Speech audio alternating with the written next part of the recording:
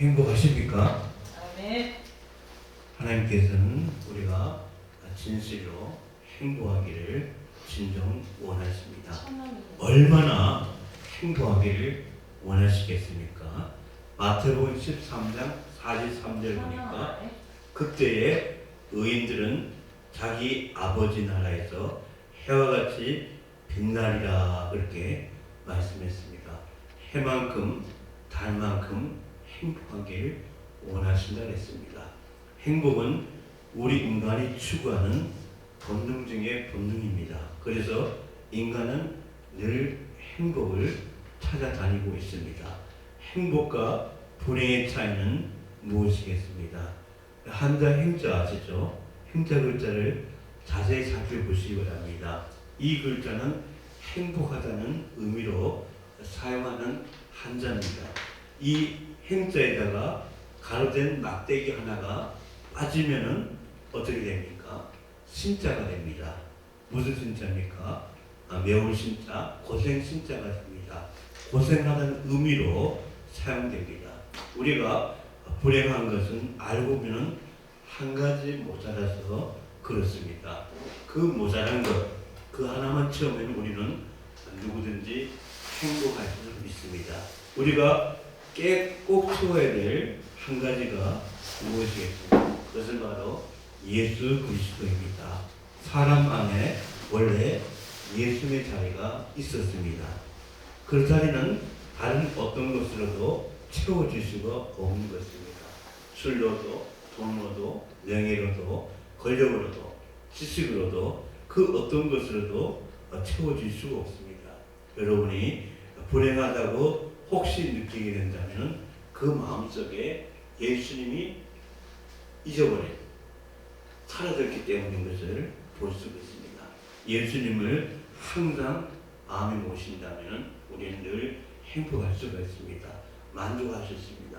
평안하게 됩니다. 그리고 기뻐한 삶을 살 수 있습니다. 이 역사를 돌아볼 때 19세기는 뭐였습니까? 바로 자유의 세기였습니다. 자유를 위하여서 온 세계가 투쟁했던 시기였습니다. 20세기는 뭘까요? 평등의 세기였습니다. 자유를 찾고 나니까 더 나아가서 평등을 추구하게 되었습니다. 그래서 여성 평등 운동이 가장 강하게 일어났던 시기가 바로 20세기였던 것을 보게 됩니다. 그래서 그런데 그 속에서도 잘못된 게 그때 발생했죠. 바로 공산주의.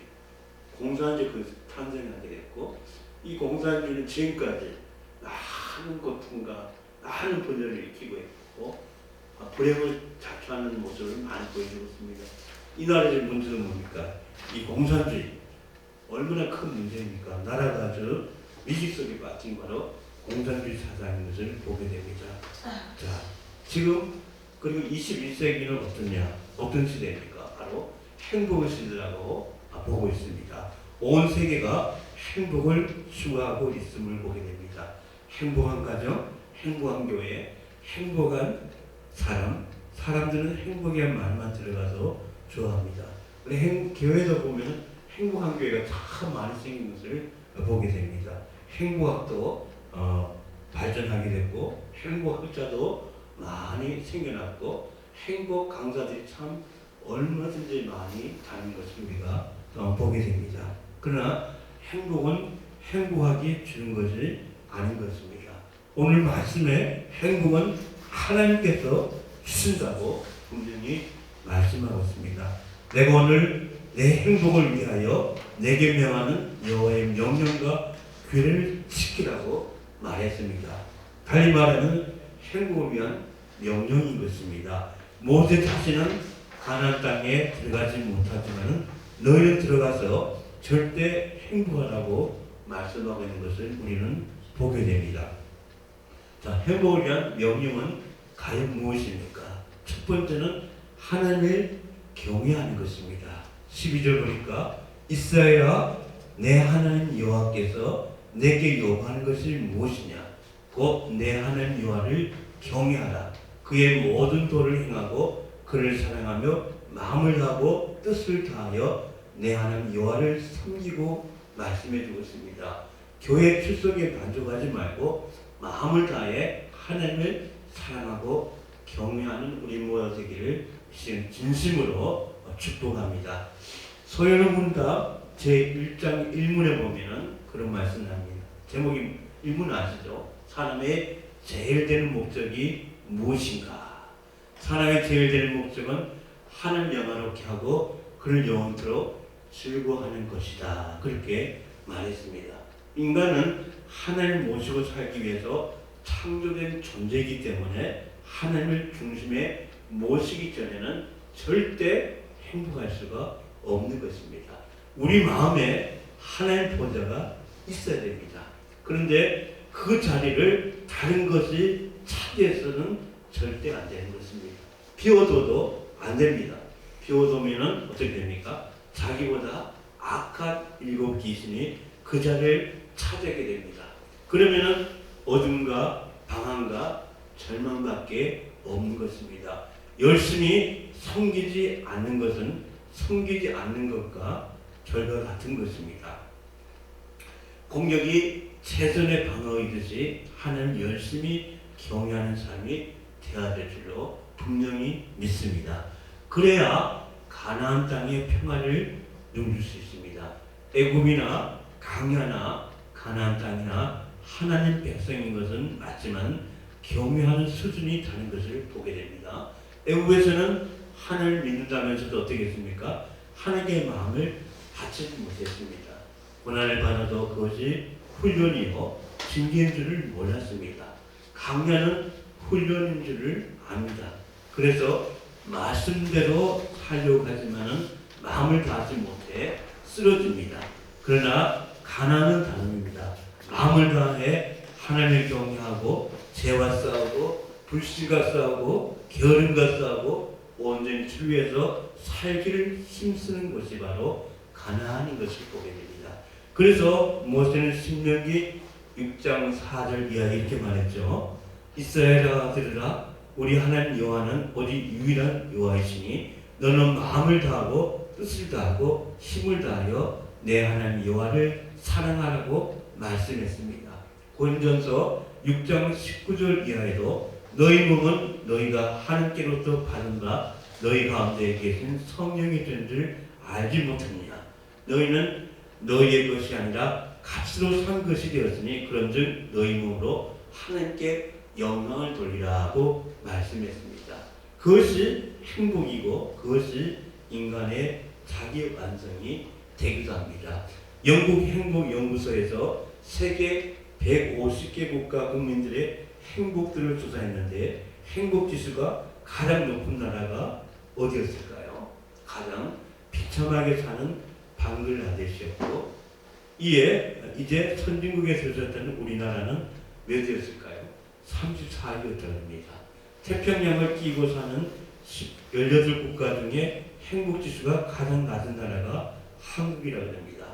왜 행복지수가 낮습니까? 주관 욕망이 너무 크기 때문입니다. 한국인들의 욕심은 끝이 없다고 합니다.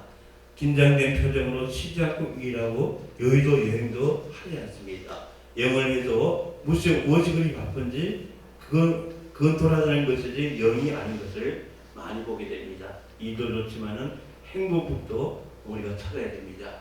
하나님의 일도 좋지만은 우리가 더 열심히 행복 삶을 누리는 것 참 무엇보다 참 중요합니다. 말라기 4장 2절 말씀에 내 이름을 경외하는 너희에게는 공의로운 해가 떠올라서 치료하는 강도를 비추니 너희가 나가서 외양간에서 나온 홍화같이 뛰리라고 말씀했습니다.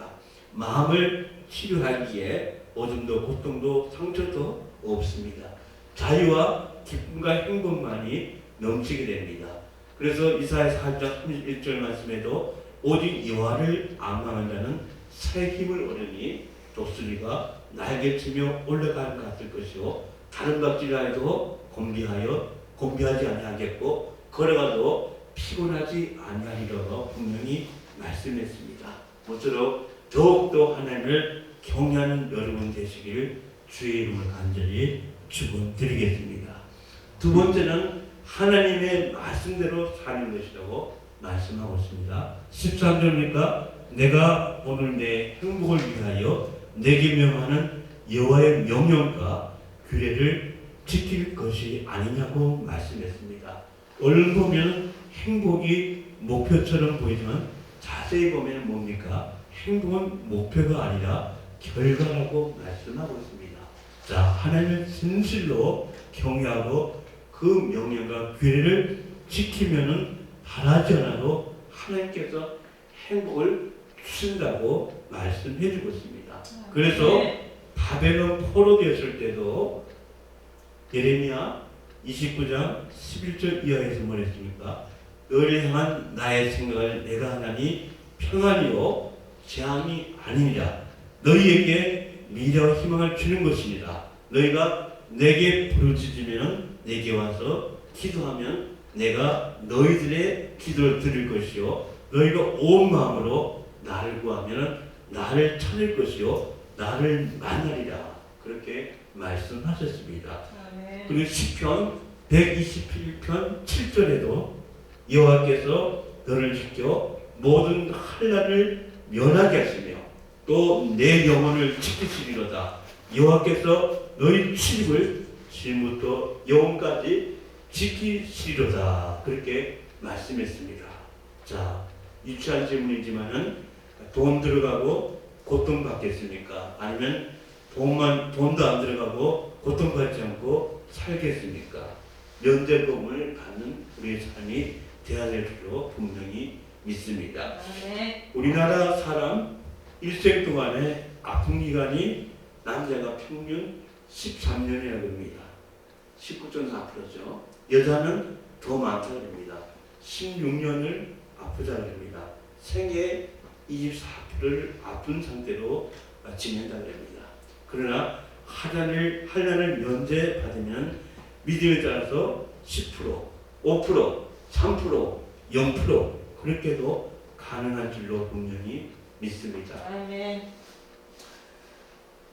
가르쳐줘도 듣지 않으면 할 수 없지만은 남들 중환자실에 들어가고 고통받을 때 여러분 하나님의 은혜와 지혜로 면제받아 어려운 고비와도 넘기면서 무병장수하고 하나님의 큰 일을 감당하시고 더 많은 분들에게 복을 나누신 그런 삶이 되시기를 진심으로 제가 기도하며 축복하겠습니다.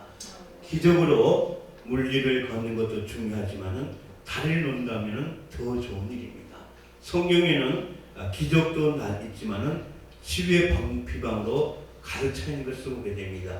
내 짐은 쉽고 가볍다 하셨듯이 쉽게 나을 비방들을 우리가 무시해서는 절대 안 되는 것입니다. 치유의 은사 받은 자체들을 무시해서는 절대 안 됩니다. 그들은 바로 그것을 더 많은 사람들에게 더 아름답게 베풀 수 있는 것임을 우리가 볼 수가 있습니다. 최근에 싱가포르 보건부에서 코로나19 치료제를 뭐를 쓰고 온다고 그랬습니까? 아스피린을 쓰고 있습니다. 그런데 놀랍게도 많은 기적이 일어났다고 합니다. 그러나 하나님 머리하면 어떤 치유도 통하지 않습니다. 그 마음에 어리석음이 찾아오면 깊이 듣지 않게 되는 것을 보게 됩니다. 유엔의 기준에 따르면 한국은 2000년에 이미 고령화 사회를 접어들었고 지금은 이미 고령화 사회가 되었고 2030년에는 노인 인구의 폭발로 경제적 부담이 될 것이라고 말합니다. 그러나 그건 인간의 생각입니다. 성경의 약속대로 하나님을 경외하고 노인과 부모를 공경하는 그 말씀하면은 재앙이 아니라 뭐가 될까요? 축복이 되는 것을 분명히 믿습니다. 요즘 직장에서 은퇴도 놀기는 너무나 젊다고 합니다. 그래서 100세 시대에 건강하고 지혜로운 노인들을 활용한 방안을 마련도 하고 특히 하나님을 열심히 경영하도록 돕는다면 이 나라는 인구 비례 세계에서 제일 간 나라가 분명히 될 수가 있습니다. 교회도 능력 있는 노인들을 영적인 동력을 삼는다면 교회가 세상을 변화시키고 바꾸는데 큰 이력을 감당할 수가 있습니다. 노인은 가정과 교회와 국가에 듣는 뿌리가 될 수가 있는 것입니다.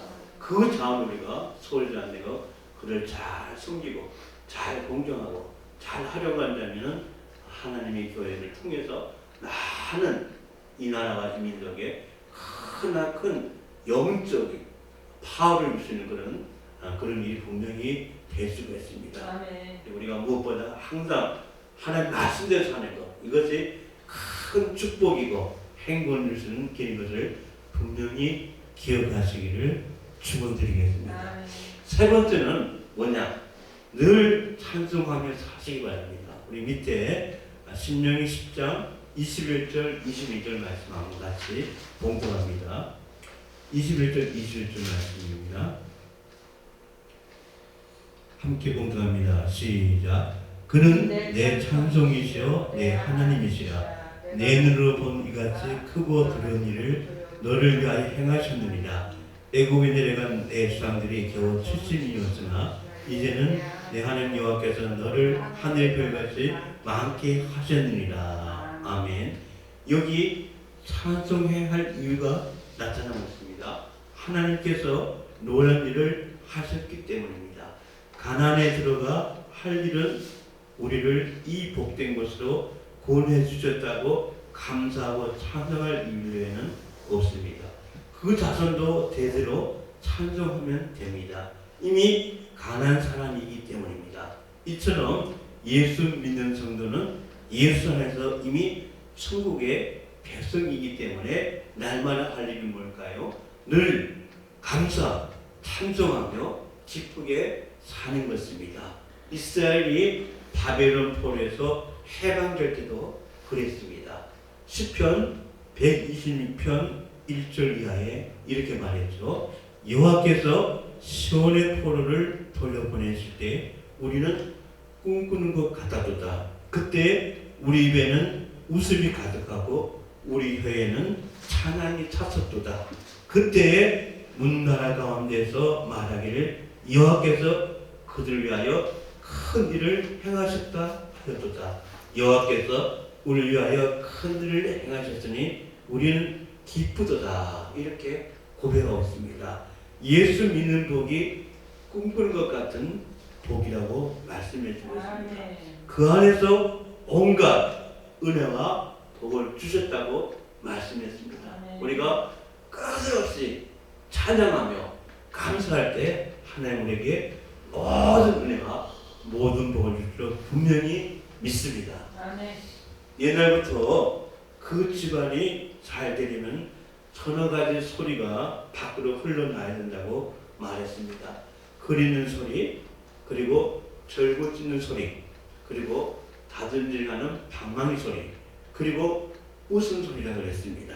그러나 단 한 가지 필요한 게 뭘까요? 뭐겠습니까? 바로 찬송하는 소리라는 걸 분명히 믿습니다. 이 소리가 떠나지 않는 집은 영원대로 행복하고 성장할 줄로 분명히 믿습니다. 여러분, 행복은 소유나 다른 곳에 있지 않고 하나님의 있음을 분명히 믿으시기를 축원합니다.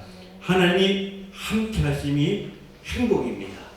그러기 위해 하나님께서 독생자 예수를 보내주셨고 그를 믿고 하나님을 경외하는 자에게 행복의 영을 부으신다고 약속했습니다. 그러므로 우리 모두가 우리를 창조하시고 구원하신 목적대로 더욱더 마음을 다하여 하나님을 잘 숨기고 그 말씀대로 살아서 그리고 늘 이 하나님 앞에 감사하며 찬송하는 그 삶을 통해서 하나님의 그 무한의 행복을 누리시고 많은 분들에게 이 복음을 전하시는 그런 축복된 삶이 되시기를 주의 이름으로 간절히 축원을 드리겠습니다. 기도하겠습니다. 사랑의 하나님 감사합니다. 우리를 예수 믿게 하시고 예수 안에서 구원의 은총을 베풀어 주시고 주님의 은혜 속에 살도록 하나님께서 함께 해주시고 또 하나님께서 주신 그 은혜만도 감사한데 우리도 이 사역자의 귀한 직분에서 많은 영혼을 구원하는 일에 사용하신 참으로 고맙고 감사합니다. 우리가 늘 주님 앞에 주님을 잘 경외하고 말씀에 순종하며 늘 찬송을 감사하는 그런 귀한 삶에 대해서는 우리가 먼저 행복해지고 만성의 행복을 나눌 수 있는 행복의 바이러스가 되게 주님 축복해주고 역사해줬길 원하며 예수님을 감사하며 기도드렸습니다. 아멘. 찬송